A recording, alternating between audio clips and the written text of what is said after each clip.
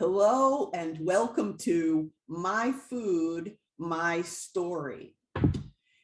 In case you don't know me, my name is Sandra Allen Lovelace, and I'm a life coach.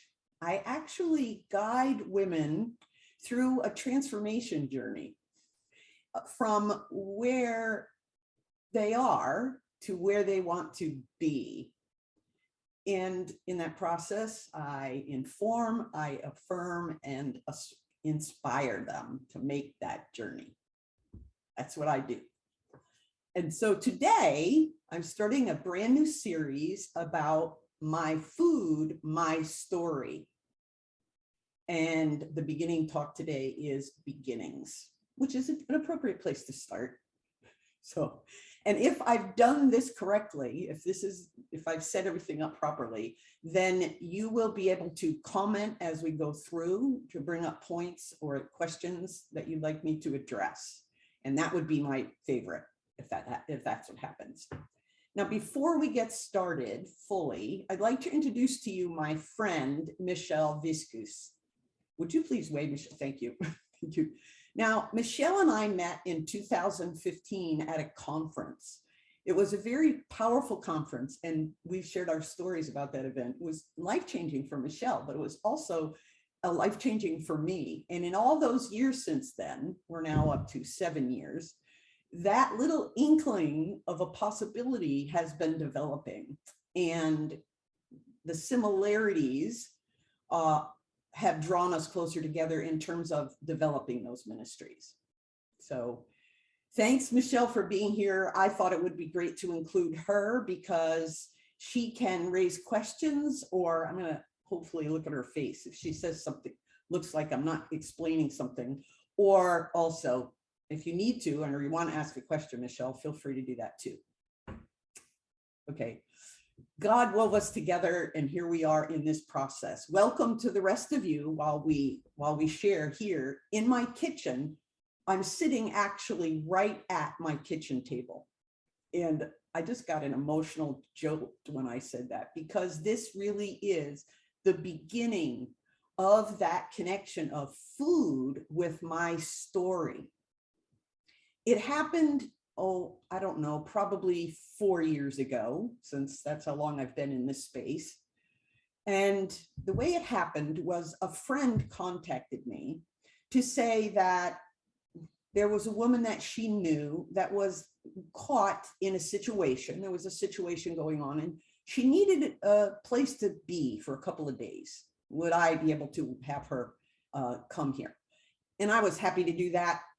I've been in situations myself throughout my life, and to have a safe place to be able to go and just rest and get my balance back, to connect again with what was really going on and not all the emotions, I was happy to welcome her into my house. However, it caused a little disruption to me personally.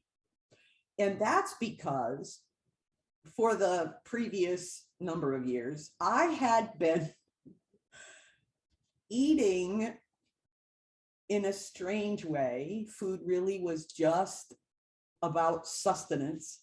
And I kept telling myself intellectually, you need to eat 3 times a day, because I would forget to eat. And that was the driving factor, just meet that point of 3 times a day. And so this is how I ate, with paper plates. Actually, this is a large one. Usually it was smaller than this. And I would put something on there, fried crisp crackers with peanut butter, maybe. And then I would have something else, because of course I want it to be healthy. This would be lunch, let's say. And so I would cut up some fruit and put it in this little plastic bowl that I got at the grocery store. And just plain white plastic, the cover was lost, but I would put fruit, or usually I would have a fruit for dessert, because fruit's healthy for you. And for my bigger meal, I would probably look to see if I could have some soup, maybe. Didn't like greens. But food and I had that sort of survival relationship. I ate to survive.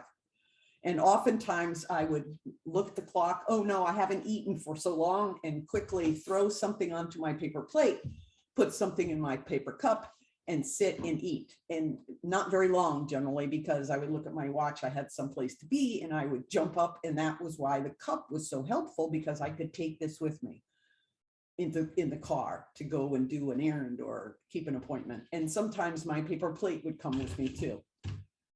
So I would eat a lot on the go. Well, that wasn't any way to have guests in my home. My whole life was built around hospitality, at least when I became a Christian. You know, scripture teaches about hospitality, you know, practice hospitality, which means exactly that, practice. You don't have to be perfect at it. And then I was a pastor's wife for 30 years. And so my home was filled with company all the time. I just felt like that was what ministry was about, that you had people around and got to know each other. And so hospitality was really built into me, but it had been, I don't know, a couple of years anyway, that had all fallen off. And I was, again, just on survival mode relative to food. But somebody was coming into my house. It was a guest. I hadn't had anybody else here before. What was I going to do? That wasn't fair. Oh no. So I scurried around to make sure that I had a proper meal, and to make sure that I pulled out my dishes and actually used them. And I did what Edith Schaefer teaches about making a nice space. And we each had a dinner plate and silverware. And I pulled out my cloth napkins because I had been using a paper towel, and made a nice little setting on the table, and put a proper meal on to welcome her to her first breakfast. And when lunch came, I thought, oh, dessert. I don't have anything that looks like dessert. What can I do? So I made lunch with separate plates, actually separate plates, nice plates. And I put a little dish in the middle with some fruit and nuts. And I think I also had cookies at that time. I did butter cookies on the plate for dessert, and probably some flowers. I mean, the table was nicely decorated, and I could welcome my guests to the table. It was probably getting over the hump of the first day that brought me to this telling point in my history, because of the nerves of putting on a meal. And I said to her, well, anyway, we sat down, prayed, and the meal is going on. And I looked at the table and I thought, why is this okay to spend the energy and focus to really make the table nice when I have a guest, but it's just run, get the thing done of feeding my body and then going on when it's only me? Why? Well, that was way too big a question to answer at that time. And so she was here 2 or 3 days, and I took her to the next place where she would have longer term housing and so on. But that question really stirred up a lot of things that were going on inside me. And really, probably it did, threw me off balance, that internal questioning that probably was in her life, that I know was in my life and had been all along. So, okay, let me ask you a question, Michelle. So are you there with me? Do you understand what I'm talking about, that dynamic and so on? Let me just. Completely. What? Completely, yes. Okay, thanks. Well, so as my mind works, maybe yours does too, that question, why, was in the background all along, and up would pop different ideas. And when I calmed down my schedule, I was working probably 14, 16-hour days, 6 days a week at that time, and probably working on Sunday too, which is something I disagree with totally. But anyway, I realized that there was a sense in there deep inside that I was somehow less than my guest, and her life was just her life, as my life is my life. But somehow or other, she was more valuable, and I needed to care for her more carefully. And why is that? And honestly, I was able to connect fairly quickly with some of my background. So this is the story part. This is the food brought it up, but my story goes back a long way to begin, as all of ours do. But My childhood was very disruptive. It was an environment of violence and alcoholism. And so at a very early age, as children do, this is just what little ones do. Somehow or other, we're the center of the universe. You know how we have to work on that. Therefore, it must be my responsibility to fix what's going on. And so if I put on a little front and I did some cutesy things, it seemed to allow the tension to recede in the environment. Not 100% of the time, but enough of the times that somehow or other I picked up that responsibility. There's a lot more I could say about that, but just know that that was the setting that already, you know, I was a firstborn, so there are no other little kids in the house, nobody to turn to, isolated in the country. That was my world until I was school age, at least. And so there was the beginning. And honestly, that thread of being off balance, out of reality there, continued on and was supported like a thread through my life, supported by the culture around me. I was born in 1947, but also when I became a Christian as a young adult, that was also really supported by the church, I'm sad to say. This concept of feeling this deep sense of being minimized, marginalized, and undervalued. And thank you, Michelle, for chiming in. I knew that I wasn't the only one, but it took me a long time to get there, actually. That came to me during this beginning of this process of why am I not worth the same kind of time and attention that I'm willing to pour out on this individual gift, but really I had poured out into my life. By then it was almost 70 years to everybody and everything going on around me while I remained in the background. So I don't know, Michelle, do you have anything you want to jump in there? Because I'm moving off to the next part. No, I'm following you. It's Okay. good. Okay, great. Makes sense. Great. So here's somebody, that's why I wanted a conversation. So maybe some of you that are listening are chiming in the same way. That's great if you are. Now that's the backdrop. I want to offer to you, emotion just popped up here. If you are in that place, I want to bring to you a little bit of the awareness that I have at this point as I look back on that place. Because this new fresh awareness is very, very powerful in my life. And I've learned so much about God and about myself,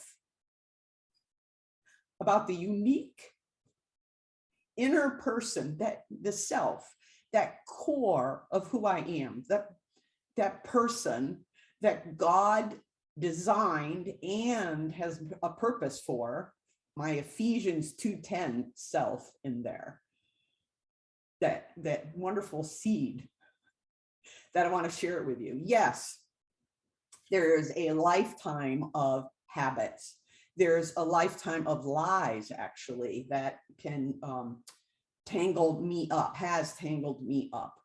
A lifetime of influences in the world that, with a childish sort of processing, I had put together false realities or false perspective of reality. And that's what led me back to that question of why. And it's a very, very powerful question. And I've come to understand why, because it illustrates curiosity. It's so, if that's you and you wonder any kinds of questions like that, and that your curiosity is tipped off by the things that are going on around you, let me explain how that fits in and why it's such an integral part of what God has for us in this life. You need to understand God's design And the general design for humanity that comes from the Garden of Eden, which I'm not going to spend time on that today, but it directly reflects and informs us about the healing, his design, and how that promotes change and healing in our lives. Let me use another prop to illustrate it. Some of you may have seen this before, but it's now upgraded. So this is how God designed us, and I call it the balance meter. So we're actually when we're at peace, when we're at this part of our lives, which if you are into some of the big multi-syllable words, parasympathetic in terms of our nervous system, this would be the parasympathetic part of our bodies. In this place, we are calm, we are creative, we are confident, we are courageous. You notice all the C words, right? So there, bingo, there's the C word. We are curious. So I now know that back then at the core, where I am at peace with God in his presence, so there was the whisper from Holy Spirit. Why is that? Why is that? And of course, God has the answer. He designed us. Jesus knows us better than we know ourselves. And so that was the very kernel of the beginning. Yes, the influence of a lifetime is in there. And let me show you what that does on our balance meter. So when we get involved, when stress comes into our lives, stress, it could be any kind of stress, but it is a meter. So sometimes it's some little thing. Oh no, what am I going to have for dessert? Oh, that's right, we don't have to have dessert today. Whatever. Or maybe, I'm running late for that dentist appointment. They hate it when I'm late, and I feel like they're yelling at me when I get there. Or on. So when we get involved in the level of stress, now our bodies shift into what we call the fight or flight mode, also known as sympathetic, the sympathetic part of our system. And our body shuts down in certain ways so that we can fight what's going on or run the other way and get away from it. We're not in peace anymore. We're up here in fight or flight. And I'm sorry to say this, but I do believe that even before the virus hit, most of us Americans were living here in the stress level. I know that I was. And actually, I was over here. That's why I was called my food intake as survival, because I was actually over here trying to survive. And I shared a little bit about my background because in survival mode was where I learned to live as a little kid. That may not have happened to you that way. Maybe there was some other major trauma in your life. The further back it goes, the more entrenched it can get because our reasoning is so immature. But whenever it happened, whenever that overwhelm came in, whether it was, multiple little things over a long period of time, just too much for too long, that's the same kind of overwhelm.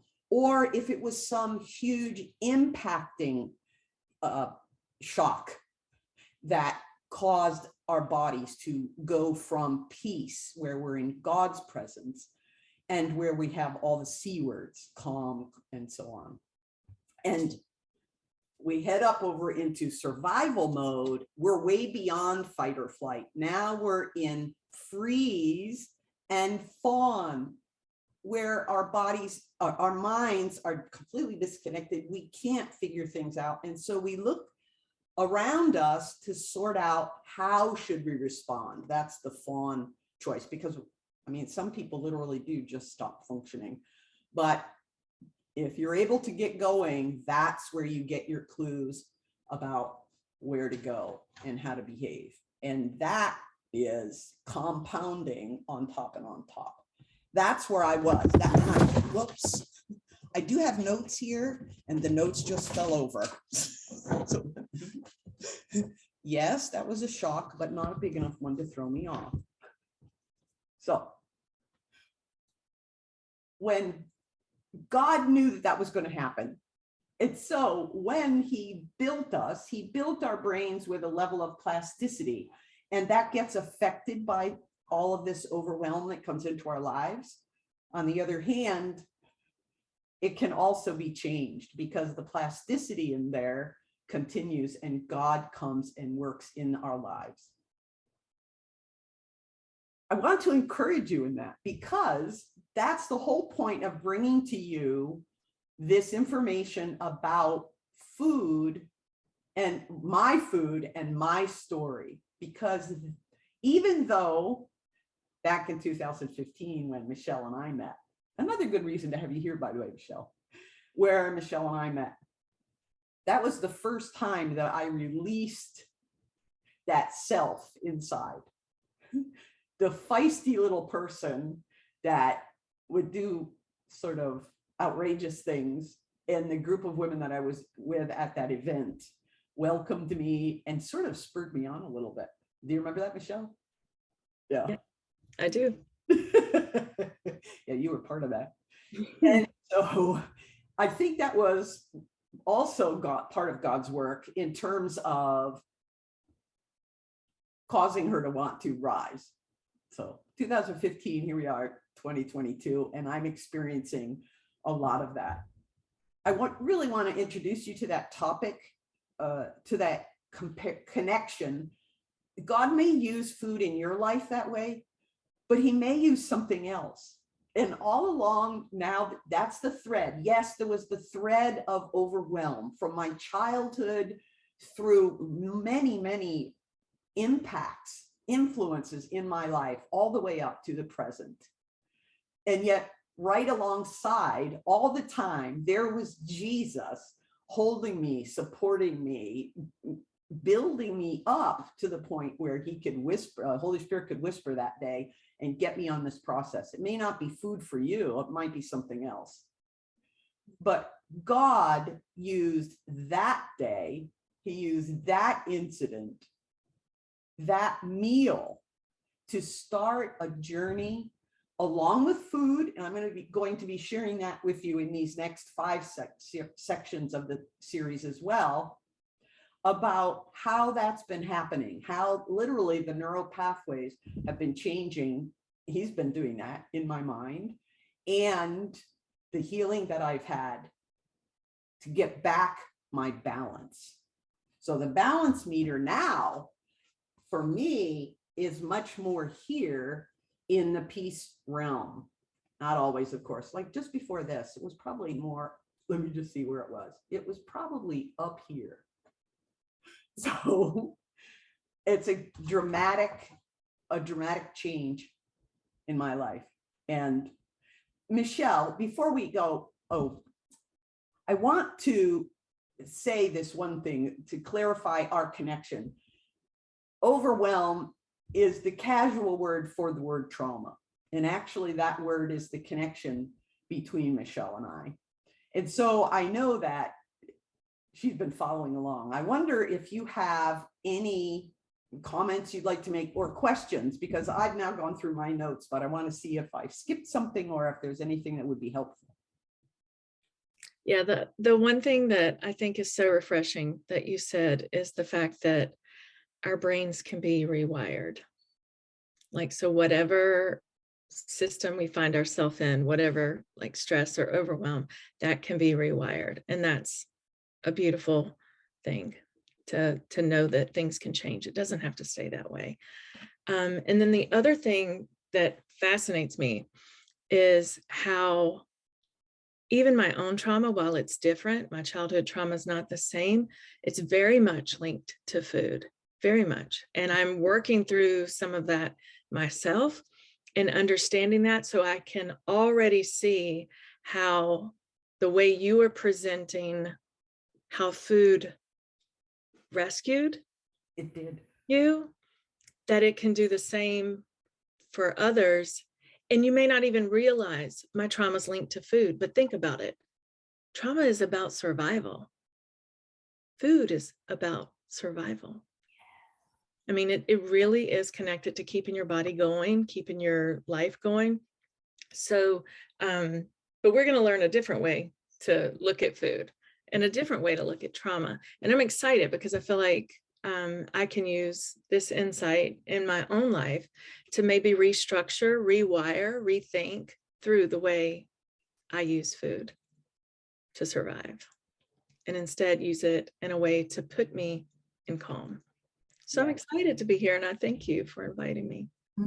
Thank you for being part of the conversation. I love that link in there.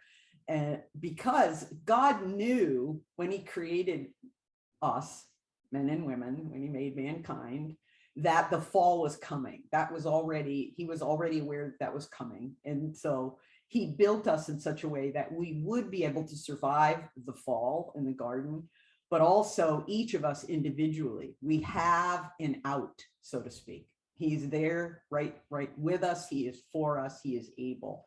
And I'm living evidence of his work. And that's really the purpose of this series. I have so much to share. I hope that I can cover it all in 6 times. We'll just see how it goes. At this point, we'll close. But I want to say that next week, the topic is going to be shopping. And it is related to food. My food, my story, every single episode. And the topic will be shopping. We're going to meet again at Wednesday at 1 Eastern time, because that just flows from my tongue. Wednesday at 1 Eastern time. I hope to see you there. Shopping is the topic and it will be fun. Thanks so much, Michelle, for being with me. I am so glad that I thought to invite you so we could have a conversation. Yes, thank you for having me. I'm excited to be here and excited to learn. Thanks. You're welcome.